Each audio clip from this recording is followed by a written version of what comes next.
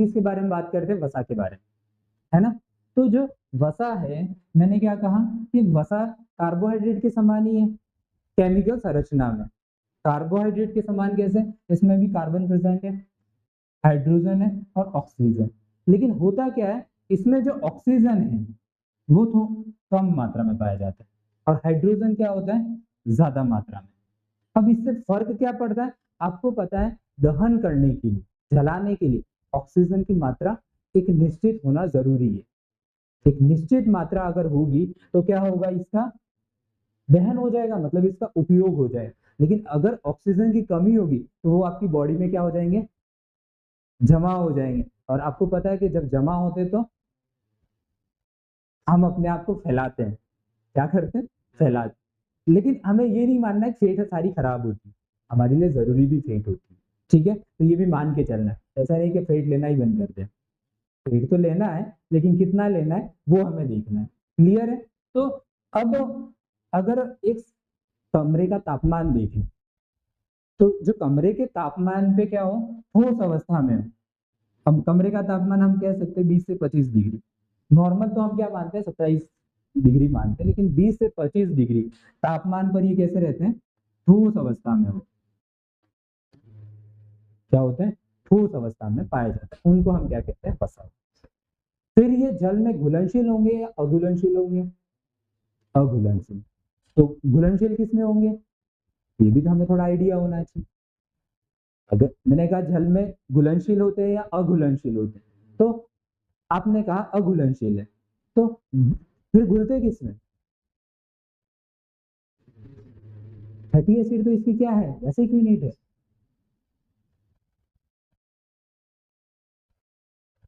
Petrol, जो भी oily चीजें होगी ना उनमें क्या करते हैं? घुल जाते हैं। किसमें घुल जाते हैं? पेट्रोल वगैरह इस तरह के जो पदार्थ उनमें क्या हो जाता है? घुलनशील हो जाते हैं।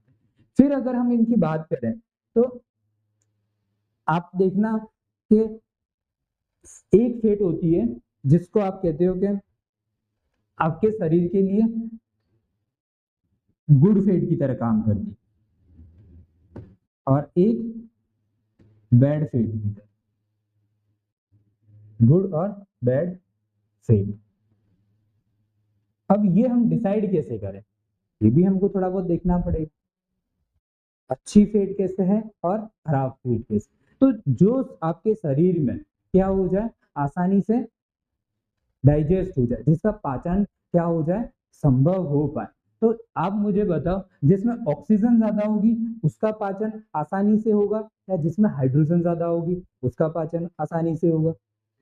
ऑक्सीजन होगी। तो ऑक्सीजन के लिए हमें क्या करना पड़ेगा? अब आपको पता है ये जो फेट है दो प्रकार की है, कल ही मैंने बात की है, सैचुरेटेड और अनसैचुरेटेड।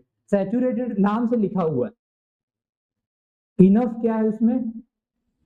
ये सब पर्याप्त है, सब कुछ कार्बन, हाइड्रोजन और ऑक्सीजन जब पर्याप्त है तो इनका के क्या सैचुरेशन करना क्या है? यानी कि वो पहले से ठोस अवस्था में, पहले से ही ठोस है, हाइड्रोजन भी बराबर है, ऑक्सीजन भी बराबर है और कार्बन भी बराबर है। तो फिर ये हमारे लिए अच्छी हुई बुरी हुई? बुरी हुई ना। ये मत बुरी का मतलब ऐसा नहीं कि हमारे स्वास्थ्य के लिए बहुत लेना ही नहीं, ऐसा नहीं। मतलब ज्यादा जैसे हम ऑयली चीजें खाते, तेल वगैरह खाते, तो उनसे कंपैरेटिव में ये ज्यादा क्या है? नुकसानदायक, ज्यादा हमें नुकसान पहुंचाती है। आया समझ में? तो हमें भविष्य में गंभीर बीमारियां होने की संभावना बढ़ा सकती है। तो जैसे घी वगैरह है या फिर डालडा वगैरह है, ऐसी चीजें जब हम खाना शुरू कर देते हैं तो हमें के महीने 2 महीने में उसके आउटकम दिखाई देते हैं।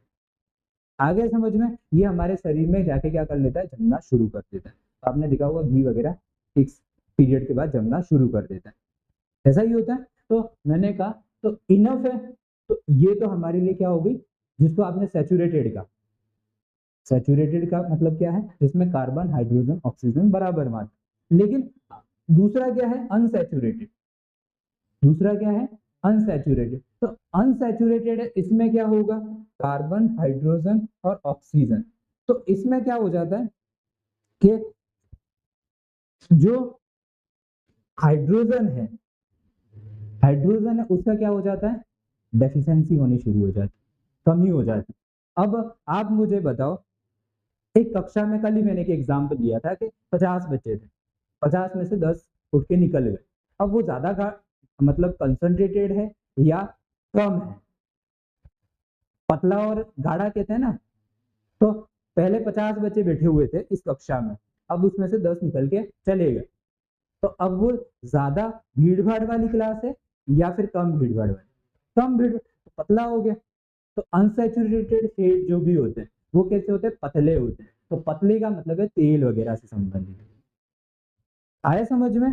क्लियर है? तो इसको हमने अनसैचुरेटेड। अब हमें तो कुछ एग्जाम्पल पता होने चाहिए कि जो हमारे शरीर के लिए अच्छे होते। अच्छे का मतलब जो हम लेते हैं, लेंगे तो हमारे लिए क्या करेगा? फ्रूटफुल हो। तो जैसे क्या आपने सुना होगा ऑलिव ऑयल, नाम सुना है? क्या होता है? बढ़िया तेल होता है कहते हैं, खाना चाहिए, अच्छा होता है। जैतून का तेल बढ़िया होता है। सोयाबीन का तेल ठीक होता है। सनफ्लावर का तेल अच्छा होता है। लेकिन इसी के कंपैरेटिव में आपने घी खाना खाया तो क्या कहेंगे? हार्ट का जो पेशेंट होगा या ओबेसिटी, जिसको मोटापा बढ़ रहा है, तो डॉक्टर क्या कहेगा? तू घी वगैरह जो भी के मक्खन वगैरह ऐसी चीजें खाना थोड़ा कम कर दे, उससे क्या हो जाएगा? ये कंट्रोल हो जाएगा। ठीक है, तो ये क्या बढ़ाते हैं? HDL और LDL, लो डेंसिटी प्रोटीन, और एक होता है हाई डेंसिटी प्रोटीन, इनको बढ़ा दे। आ गया समझ में? सिंपल सी चीज है, जो पतले हैं वो हमारे लिए यूजफुल है और जो गाढ़े हैं वो हमारे लिए अनयूजफुल है। इतनी सी बात हमें समझ में आ जानी चाहिए। ठीक है, और इसी पर कॉन्सेप्ट पे हम कहते हैं कोलेस्ट्रॉल। इसी पे कहते हैं कि जो हार्ट पेशेंट होता है उनके लिए कोलेस्ट्रॉल बढ़ जाता है। अब ये जो कोलेस्ट्रॉल है ये बनता कहाँ है? तो लीवर में बनता है। कहाँ बनता है? लीवर में। ये जो लीवर है वो क्या हमारे शरीर का सबसे महत्वपूर्ण अंग है। ये तो हमको पहले से ही पता है, 1000 से ज्यादा काम करता है। इसके पास बहुत काम है, बहुत बिजी है, किसी का समय ही नहीं है, फुर्सत नहीं है आपसे बात करने की। अब होता क्या है, अब ये क्या करता है, जैसे ही कि आपने कार्बोहाइड्रेट खाया, ठीक है, कार्बोहाइड्रेट खाया और इधर फेट खाया, कार्बोहाइड्रेट फेट और दूसरा प्रोटीन, ये खाया। क्या, एक तो क्या खाया? फेट खाया, और दूसरा क्या क्या खाया? प्रोटीन खाया। तो ये दोनों जब मिल जाते हैं साथ में तो ये क्या बना देता है? कोलेस्ट्रॉल बना देता है। क्या कर लेता है? ये जब दोनों साथ में मिल जाते हैं तो क्या बना देता है? कोलेस्ट्रॉल। अब ये कोलेस्ट्रॉल क्या करता है? जमना शुरू हो गया।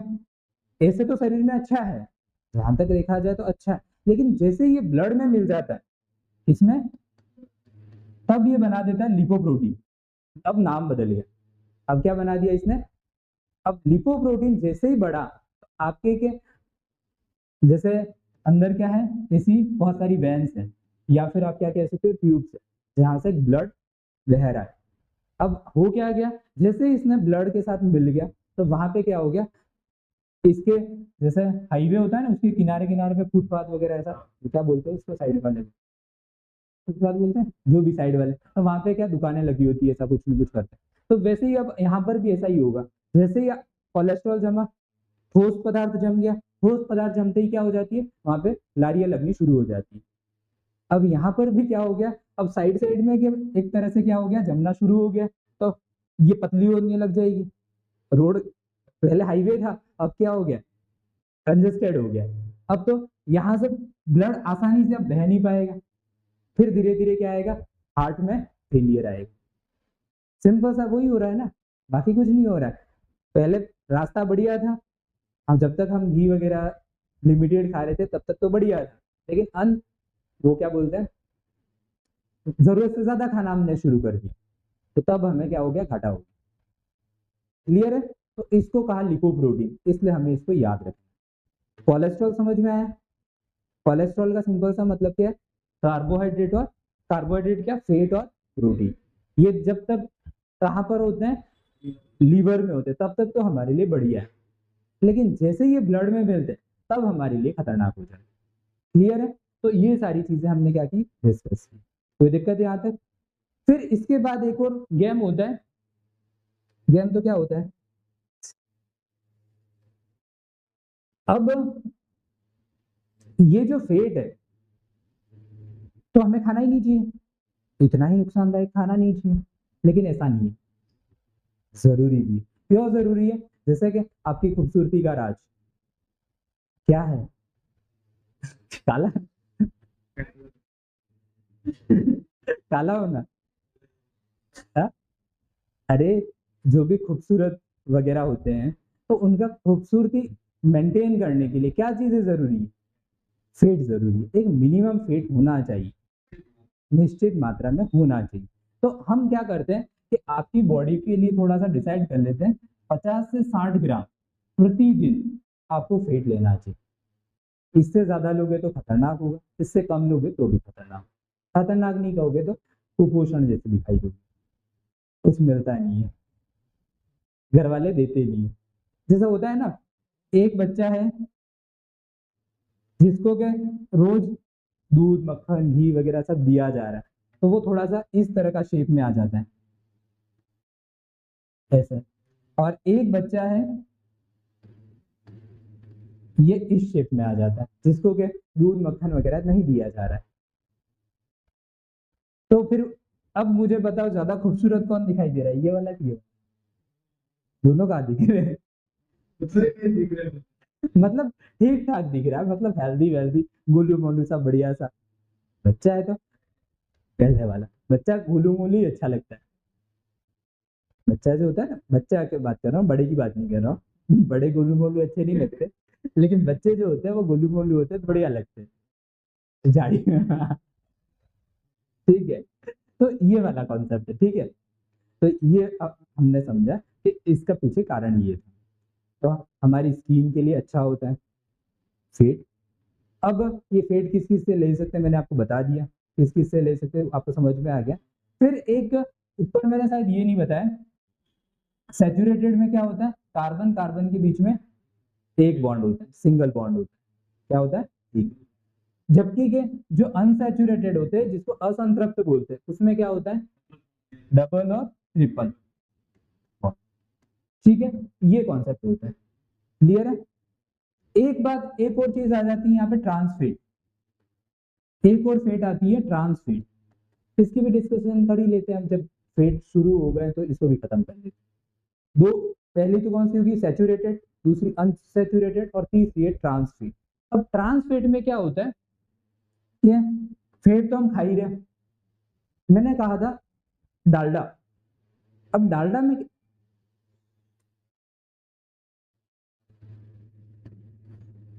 अब होता क्या है, आप खा रहे थे पहले वनस्पति तेल, क्या खा रहे थे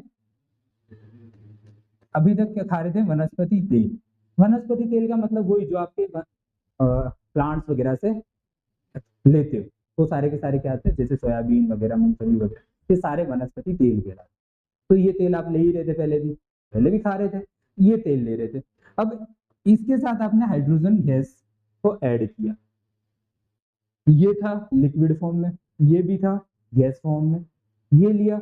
इसके बाद एक दिन क्या हुआ इनके साथ, मतलब ये आज से 50-60 साल पहले की बात है, जब सेकेंड वर्ल्ड वॉर वगैरह हो रहे थे इस पीरियड के आसपास। तो कंपनी में एनआई एक, ये जो होता है सॉलिड ठोस फॉर्म में होता है, पाउडर फॉर्म में, एनआई जो निकल का पाउडर होता है ना, तो आसपास पड़ा हुआ था और वो किसके कांटेक्ट में आ गया, इन दोनों के कांटेक्ट में आ गया। किसके कांटेक्ट में आ गया, वनस्पति तेल के और हाइड्रोजन गैस के कांटेक्ट में आ गया। तो आधे घंटे 1 घंटे के बाद देखा गया तो पता चला, क्योंकि लैब में बनाया गया था, बनाया कहा गया, लैब में बनाया गया। तो जब लैब में बनाया तो एक अजीब तरह का पदार्थ बना और उसको हमने नाम दे दिया डालडा। क्या नाम दे दिया, डालडा। डालडा एक ब्रांड है, डालडा ब्रांड है। तो अब मुझे बताओ, ये ठोस है सॉलिड, ये है गैस और ये है लिक्विड, तीनों स्टेट को मिला के आपने एक नया पदार्थ बनाया। तो ये अच्छा होगा खराब होगा, सीधा सा मतलब है वो। अब बात आपने देखा होगा इस डालडा को के चाकू से भी काटा जा सकता है, चाकू से भी काटा जा सकता है, बाकी घी को चाकू से काटने की जरूरत नहीं पड़ती, नहीं पड़ती ना। तो इसको चाकू से भी काट।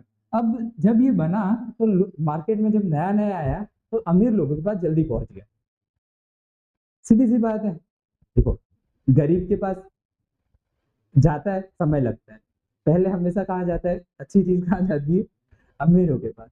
अमीरों के पास क्या, उन्होंने दबा के खाया, तो एक दिन बैठे बैठे चले गए, कुछ एक अमीर चले गए। कोरोना के बाद जैसे आजकल आपने रोज न्यूज में सुना होगा, क्या सुना है, तो एक जिम में चले गया, एक उधर चले गया, एक डांस करते चले गया।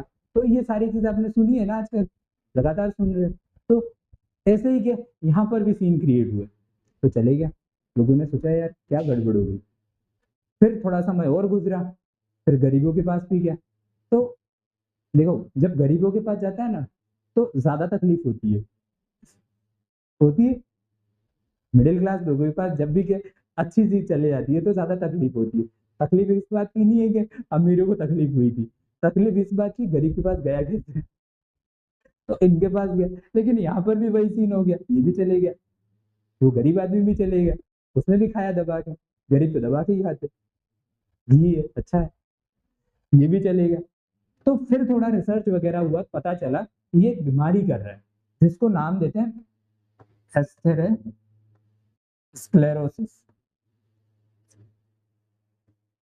क्या कर रहा है, एस्थेरोस्क्लेरोसिस। मतलब ये होता है कि रक्त वाहिनियों जो है आपकी ब्लड की वेन्स है, उसके साइड साइड में ये ट्रैफिक जैम की तरह जम रहा है, क्योंकि इतना हार्ड है कि आगे जाने ही नहीं देता है किसी को। तो जिस दिन भी जम गया, मतलब लग गई, तो अब वो सीधा के भगवान को प्यारा कर देता है। ये सिंपल सा लॉजिक था डालडा का। तो फिर इसको 2012 के आसपास शायद इसको बैन कर दिया, इस आज से 10-15 साल पहले इसको बैन कर दिया, 2012-10 के आसपास। क्लियर है, यहाँ तक समझ में आ गया क्या कॉन्सेप्ट था। तो ये हमारा क्या हो गया, फीड, वसा। ठीक है, कोई दिक्कत। बेसिक यूनिट आपको पता है, फैटी एसिड, तो वो उसको कल भी बताया था, आज भी बताया। तो अब थोड़ा सा इसके जो भी पॉइंट्स है देख लेते हैं, रिकैप कर लेते हैं। देखो, वसा, वसा में कार्बन, हाइड्रोजन, ऑक्सीजन होती है, और ऑक्सीजन कम मात्रा में होती है। और मैंने बता दिया ऑक्सीजन कम मात्रा में तो दहन आसानी से नहीं होगा, इसीलिए वो आपकी बॉडी में स्टोर रहता है। ठीक है, सबसे ज्यादा ऊर्जा भी यही देता है, सबसे ज्यादा ऊर्जा कौन देता है, फैट ही देता है। फिर कमरे के ताप पर जो वसा द्रव के रूप में हो वो तेल होते हैं, कमरे के ताप में जो द्रव में रहते हैं वो तो क्या होते हैं, तेल होते हैं। और जो ठोस के रूप में होता है उसे घी कहते हैं। तो घी बन गया था, वो घी जस्ट हमने बनाया, डालडा। ठीक है, फिर वसा व वसा के व्युत्पन्न लिपिड कहलाते हैं। व्युत्पन्न का मतलब क्या होता है, जो एक्चुअल नहीं है, वो किसी और से बने, क्या है, किसी और से बने, इनको बोला जाता है लिपिड। क्या कहा जाता है, जैसे घी है, घी के डेरिवेटिव्स क्या है, पनीर है, और दही है, छाछ है, ये सारे के सारे क्या है, दूध के डेरिवेटिव्स तो हैं। दूध उसका मेन प्रोडक्ट है, बाकी तो सारे क्या है, उसके उप उत्पाद, क्या बोलते हैं, बाय प्रोडक्ट। आए समझ में, तो उसको बोलते हैं डेरिवेटिव। तो फॉस्फोरस प्लस लिपिड क्या कहलाता है, फॉस्फोलिपिड, अभी मैंने बताया था लिपिड क्या होता है। फिर ग्लूकोज प्लस लिपिड क्या कहलाता है, ग्लाइकोलिपिड। क्लियर है,